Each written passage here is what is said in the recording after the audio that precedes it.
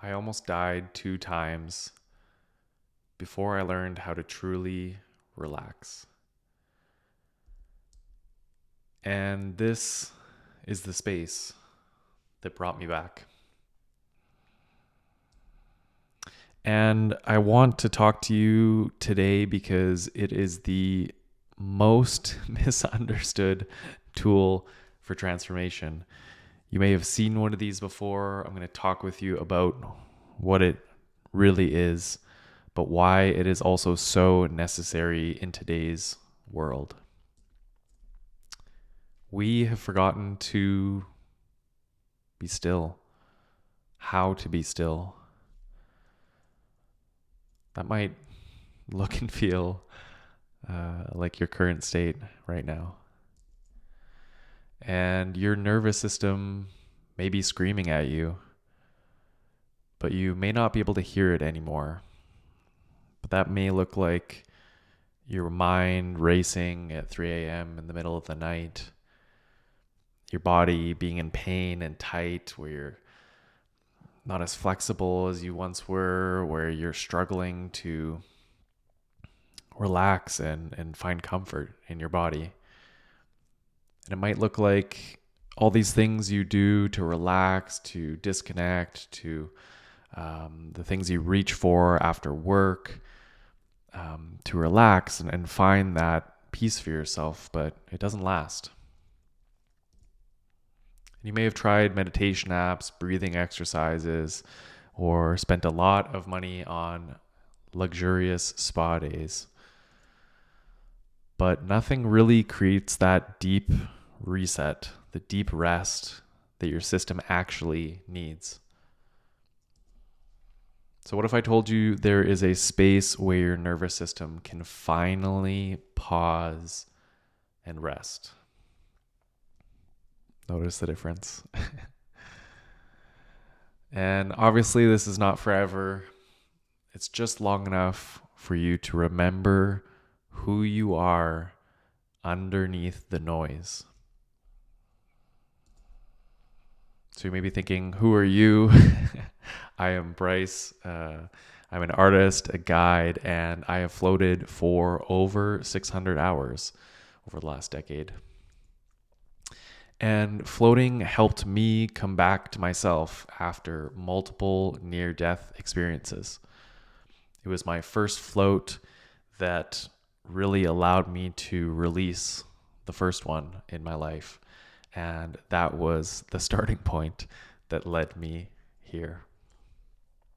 And it was also the starting point for the last 10 years where I have built float centers and helped architect this industry. I have had the privilege and the honor of working with float centers around the world and really deeply, intimately seeing how these spaces are built, how they operate, really working to educate people on what floating is and highlighting these immense stories of transformation, because I have had transformation over transformation for myself personally, but in this work I have seen, I've had a very unique perspective to see how many other people have had their lives transformed in beautiful ways from this tool and this practice. So you may be thinking, maybe you've heard of it, maybe this is your first time you're looking at this image and saying, what the heck is that? What is floating? Another really beautiful example of this is for veterans, people who are struggling with PTSD. You know, you can get caught. It's like this endless loop. If the triggers come up, if the memories, the sensations come up when you're in a space in public, when you're around other people, and it is deeply confusing, and it is and it can cause so many other issues because maybe the person going through it does not understand, but also the people surrounding them don't really see and understand what's going on. And the float tank is this beautiful space that allows you to be calm enough and feel safe enough to actually see it for what it is, to actually feel the emotions and process and let it go. And so I have heard stories of veterans who are in their 60s, and they say, I feel 18 again. And that is because they were able to let go of the weight of the burden of these likely very traumatic experiences, of being at war, of being on duty, to be able to get back and return to themselves prior to those experiences. And so this really, compared to so many things, floating is such a transformational tool because of the opportunity it gives you to let go of trauma. So the float tank is your filter. I don't know how you feel about this image, but I probably could have made the left 1,000 times more lines, more chaotic. That, it seems, is the world more and more. And so we need a filter. We need a space like the float tank to be able to find the signal from the noise and be able to just allow our bodies to let go and relax. And more than an escape, like I said, it is a return to self and also to source, whatever that means to you, some higher power, the universe, God. The noise and the distractions of our world, just pull us away. They distract us from ourselves first and foremost, but then also whatever, that higher power, even our gut, our intuition, that to me is source. And that is one of the most important things, is to be able to stay connected to that, to not fall away from it.